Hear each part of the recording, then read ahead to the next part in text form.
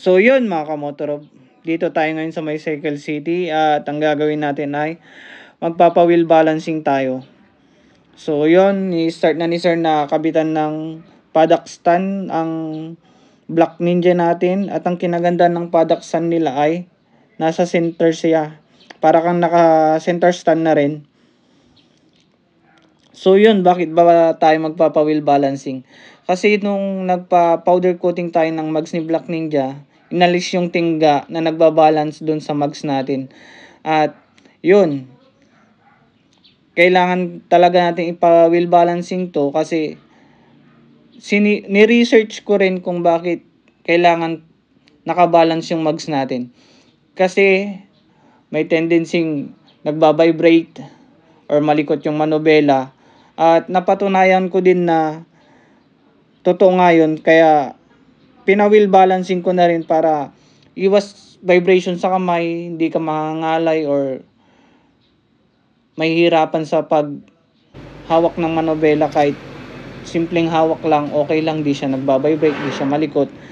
Kaya pina-wheel balancing ko na rin siya dito sa my Cycle City. So yan yung machine na ginagamit nila. At susukatin din ni sir yan.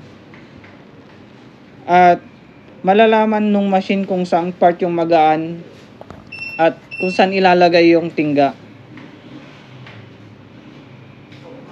Yun din ang kinagandahan kasi nito. May machine na sila dito sa Cycle City. Kasi namblema talaga akong maghanap kung saan ako magpapa-wheel balancing. So nag-research ako, naghanap ako sa Facebook kung saan.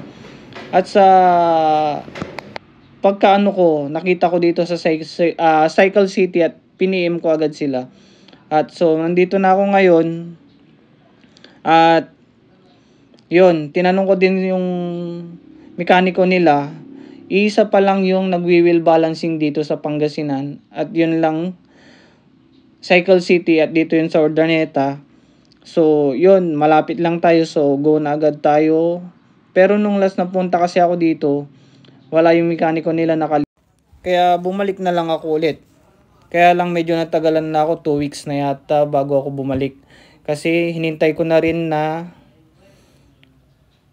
magsakada kami or mamili kami ng parts para sa shop din namin. So after noon, diretso na ako dito. So ini-start na rin ni sir yung mags na gulong natin sa harap at natanggal na rin niya. So yun naman ang isasalang nila. At after nyan, all goods na naman si Black Ninja.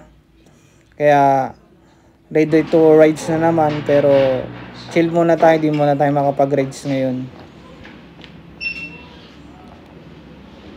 So yan, iniikot-ikot na ni sir. After nyan, pupunasan niya. Tapos hanapin niya kung saan part yung magaan at paglalagyan ng tingga. Kasi tutunog naman kung saan part yung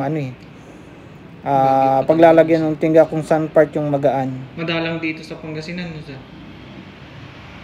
So yun, kinabit na ni sir. At all goods na at ibabalik niya na to.